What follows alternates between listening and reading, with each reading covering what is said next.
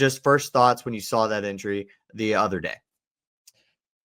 It's unfortunate that injuries happen in sports, but they are a realistic part of sports. And the fact that they are so prevalent, I think that Cooper Flagg and any going forward, any college player who could be is a lock to be the number one overall draft pick in maybe a weaker draft, or just there's a sense around everybody that this guy is going number one overall in the draft.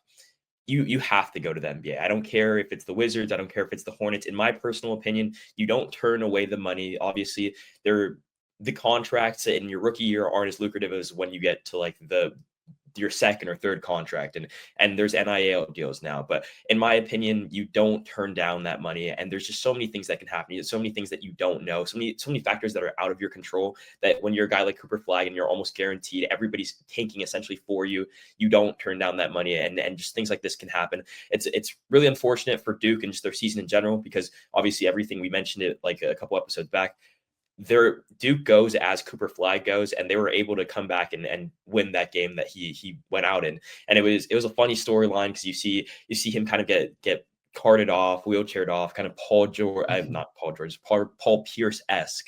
And I thought that was like a funny storyline going into it. And Duke was able to survive. So both of our ACC conference tournament picks are still alive. But I think that just in general, my whole takeaway from seeing such an injury like that, where you never want to see a guy like that go down, you kind of just looking forward to his career, because his career is so much bigger than Duke at this point.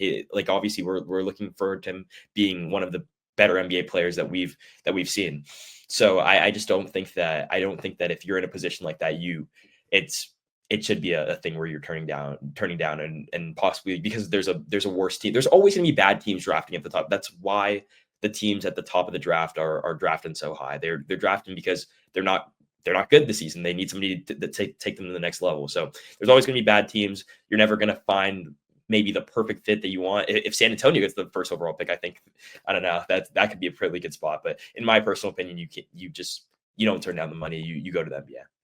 Yeah, so a couple things there. I think you're right. Like your basketball legacy, if you're Cooper Flagg, you want that to be associated with the NBA, right? You're not here to be the greatest college basketball player ever. I know that's a very obvious statement, but at the same time, you don't want to have your best years in college. You're not going to spend 3 or 4 years there. So getting to the NBA from a basketball standpoint has always been the goal. And that's what you're there to do, essentially, from Duke, is to make it to the NBA, be that first overall pick, protect your worth and your value. And we hear this all the time with, shoe-in number one overall picks. Maybe they're weighing the options of going back to college for a second year. I do think eventually we will see a player go back to college for a second year that was the guy in their upcoming draft, whether or not they like weigh the options of the other top players coming out the following year, or they want to avoid a dysfunctional team, or the money is just so lucrative. Because right now he's already kind of made the life-changing money, got a shoe deal, got all this other stuff. There's a pull to go back, right? And there's not a push to go into the NBA that's super strong from like the monetary standpoint. But like I said, from the basketball standpoint, you'd want to do it. But yeah, like you said, the injury always wakes you up, right? When you weigh those options and you really try to think about it, the injury and what he suffered was a serious injury. He's like 5 feet off the ground, and then he rolled his ankle just straight up coming down. Like, it's one of those injuries where that could have been serious. He could have broken his ankle, and that would have definitely changed potentially the trajectory of the next 8-9 months for him. So I agree with that. But I will say about the bad teams drafting at the top, there's a difference between a bad team who isn't dysfunctional and then a bad team that is dysfunctional. And I think right now there is a serious case. Maybe barring the injury, which, I don't know if he was truly considering it, for him to come back for another year. Because I do think, like I said, it will happen eventually. Right now it's Washington, Utah, and Charlotte. And then you got New Orleans at 4th and Brooklyn at 5th. I mean, some of these, the other teams in the lottery might like also have picks that are going to go to another team. So it's there's a lot to change around here. But Washington, Utah, and Charlotte, I don't know. That Washington and Charlotte scare me.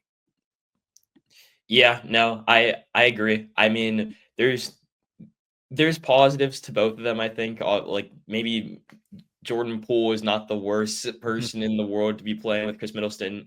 Chris Middleton is now Washington Wizard as well. So you can, in a Eastern Conference where that's not all that deep, you could definitely see them making a play in with Cooper Flagg next year. Charlotte, LaMelo Ball, and Cooper Flagg. How would that work out? But those two organizations I feel like are some of the most dysfunctional of the NBA. And you're right. There is a difference between dysfunctionality and then just being bad for a season or two. So there's definitely a difference. And if the Spurs get that number 1 overall draft pick, De'Aaron Fox was just announced as out for the season. Obviously, Wemby's not playing anymore. Imagine a Spurs team next year that would have Wemby, De'Aaron Fox, possibly Chris Paul again, and then Cooper Flagg. That's a scary team to watch out for in the West. That's actually a very good team. That is a team that I think would probably end up getting like they would pass the plan.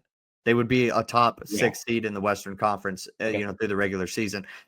Utah is pretty interesting in that bunch too. I think a lot of people want to pair Cooper Flagg because he's white to go to Utah, but at the same time, like I don't think that Utah's all that dysfunctional just as their history has been. And I think they've also got like minority ownership with Dwayne Wade too.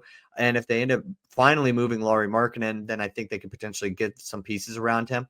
I've just always heard that Charlotte would want to trade LaMelo Ball and then build around Cooper Flagg if they were to get that number 1 overall pick. And then at the same time, Washington just had Alex Sarr last year, and it just feels like the rebuild has gone nowhere, even with a favorable pick last year. And I get last year's draft was just, completely weak when you compare it to other years.